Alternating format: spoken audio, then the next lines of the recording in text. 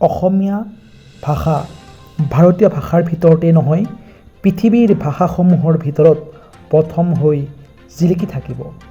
বিশ্বৰ ভাষা সমুদ্ৰৰ মাজত চিৰ চেনেহী মোৰ ভাষা জননী অসমীয়া ভাষা জননীৰ নাম উজ্জ্বল মুকুতাৰ দৰে জিলিকি থাকিব। এই আশা এজন অসমীয়া ভাষাক ভাল পোৱা শিশু সাহিত্যিকৰ কথা।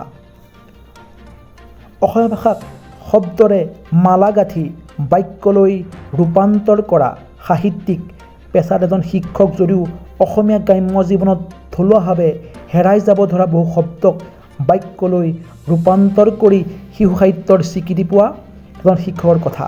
আপুনি হয়তো জানিব বিচাৰিব কোন এইজন ব্যতিক্ৰমী সাহিত্যিক। বৰ্তমান অসমীয়া শিশু সাহিত্যিক হিচাপে নিজকে প্ৰতিষ্ঠা কৰিবলৈ সক্ষম হোৱা, অসমীয়া শিশু সাহিত্যৰ ভঁৰাল টনকিয়াল কৰা, অসমৰ সাহিত্যপ্ৰেমীৰ মাজত নিজকে দিছৈ পাৰৰ শিশু সাহিত্যিক হিচাপে চিনাকি দিবলৈ সক্ষম হোৱা যোৰহাট উপকণ্ঠ দিছৈনগৰ নিবাসী তথা জানখনা মধ্য ইংৰাজী বিদ্যালয়ৰ শিক্ষক সুনীল কুমাৰ শইকীয়া। হয়, এইজন সুনীল কুমাৰ শইকীয়াৰ বিষয়ে ক'বলৈ ওলাইছোঁ, যিজন সুনীল কুমাৰ শইকীয়াই আজি 5 বছৰৰ পূৰ্বে 5,555টা শব্দযুক্ত এটা বাক্যৰ গল্প লিখি ইতিমধ্যে ইণ্ডিয়ান বুকছ অৱ ৰেকৰ্ডত নিজৰ নাম সন্নিৱিষ্ট কৰিবলৈ সক্ষম হোৱাৰ লগতে অসমীয়া ভাষাক ভাৰতৰ দীৰ্ঘতম বাক্য হিচাপে স্বীকৃতি দিয়াবলৈ সক্ষম হৈছে। শেহতীয়াকৈ এই সুনীল কুমাৰ শইকীয়াই দিছৈ পাৰত ক'ভিড ককাৰ লগত নামৰ এখন গ্ৰন্থ লিখি উলিয়াইছে। এই গ্ৰন্থখনৰ বিশেষত্বটো হ'ল যে এই গ্ৰন্থখনো এটা বাক্যত লিখি উলিয়াইছে আৰু 7,007টা শব্দৰে লিখি উলিয়াইছে।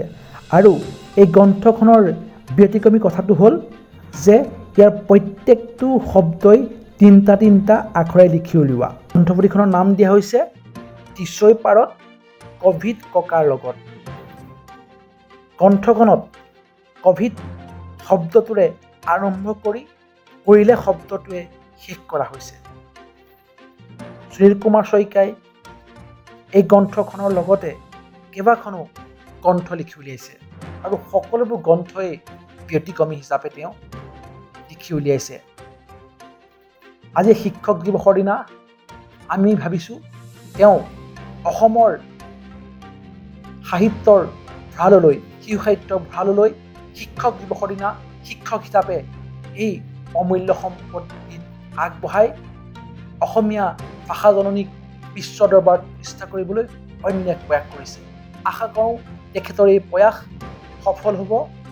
আমি তাকে কামনা কৰি তেখেতলৈ অশেষ ধন্যবাদ প্ৰদান কৰিলোঁ। 7টা শব্দৰ যিখন আপুনি গ্ৰন্থ বৰ্তমানে ৰচনা কৰি উলিয়াইছে, এইখনৰ আপোনাৰ পৰিকল্পনা কিহৰ পৰা পৰিকল্পনা আহিলে? অসমীয়া ভাষাত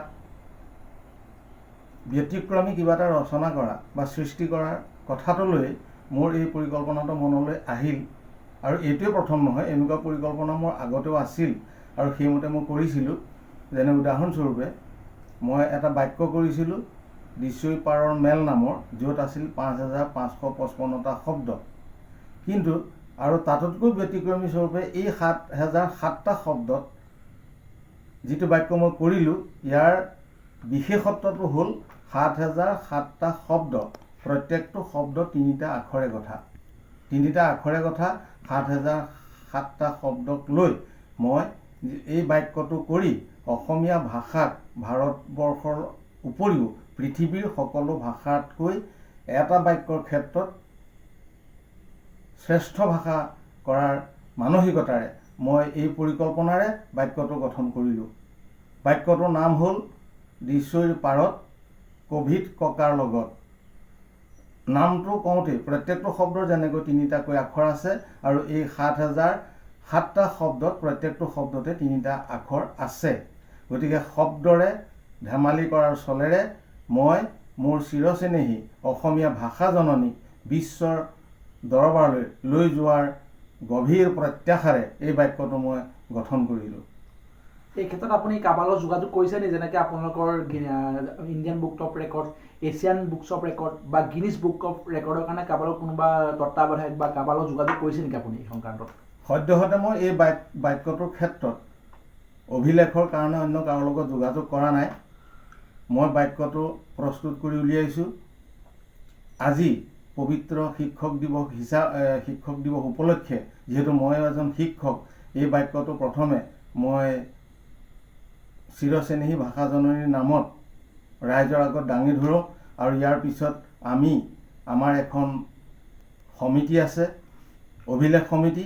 সেই সমিতিৰ পৰামৰ্শ লৈ, সেই সমিতিৰ সহযোগত আমি অভিলেখৰ কাৰণে আগবাঢ়িম যথাসময়ত।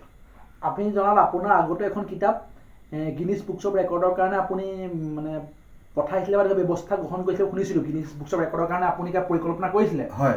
সেয়া বৰ্তমান কি পৰ্যায়ত আছে, বা গিনিজ বুকছ অফ ৰেকৰ্ডে মানে কি আপুনি খবৰ পাইছে, নে আপুনি কেনেকুৱা হেৰিয়ত আছে, পৰিস্থিতি আছে এতিয়া? সেইখন কিতাপে হ'ল 5555টা শব্দৰে গঢ়া দিছৈ পাৰৰ মেল। ইতিমধ্যে সেই কিতাপখনে ইণ্ডিয়া বুক অফ ৰেকৰ্ডছত প্ৰথম স্থান পাইছে, আৰু আমাৰ সৌভাগ্যৰ কথা সেই বাক্যটোৰ অভিলেখ বৰ্তমানলৈকে ভংগ হোৱা কোনো আমি গম পোৱা নাই। গতিকে সেইটোৱে দীৰ্ঘতম বাক্য হৈ আছে, আৰু এই বাক্যটো গিনিজ বুক অফ ৰেকৰ্ডছৰ টেবুলত গুৱাহাটীৰ IIT এজন অধ্যাপকে এই বাক্যটো গিনিজ টেবুলত পেলালে, কিন্তু আমাৰ দুৰ্ভাগ্য কি কাৰণে নাজানো, গিনিজ ৰেকৰ্ডছৰ টেবুলে বাক্যটো গ্ৰহণ নকৰাৰ কাৰণে আমি বৰ্তমান সদ্যহতে বিশ্ব অভিলেখৰ পৰা বঞ্চিত হৈ আছোঁ।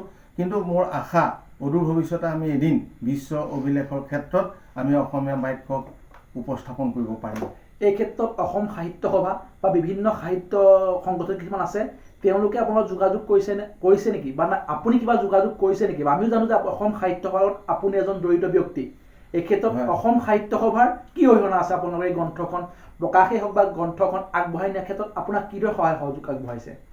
অসম সাহিত্য সভাই নিতান্তই মোক সহায় সহযোগ আগবঢ়াইছে। এই ক্ষেত্ৰত অসম সাহিত্য সভা বুলি কোৱাৰ লগে লগে মই শ্ৰদ্ধাৰে স্মৰণ কৰিব লাগিব অসম সাহিত্য সভাৰ অধীনৰ যোৰহাট জিলা সাহিত্য সভাৰ তেতিয়াৰ আৰু প্ৰয়াত সভাপতি গীতিকাৰ নগেন বৰাদেৱৰ কথা।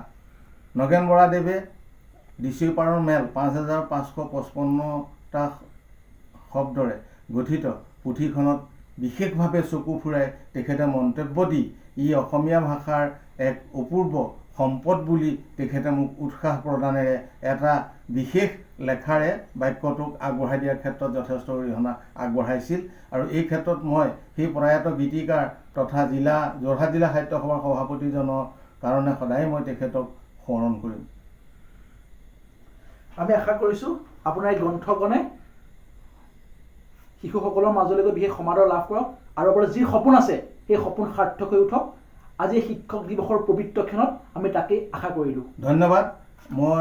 মোৰো গভীৰ প্ৰত্যাশা দিছৈ পাৰৰ মেলৰ লগতে দিছৈৰ পাৰত কভিড ককাৰ লগত এই 7007টা শব্দ, 3 আখৰীয় শব্দৰ কিতাপখনে নিশ্চয় এদিন অসমীয়া ভাষাক বিশ্ব দৰবাৰলৈ লৈ যাব।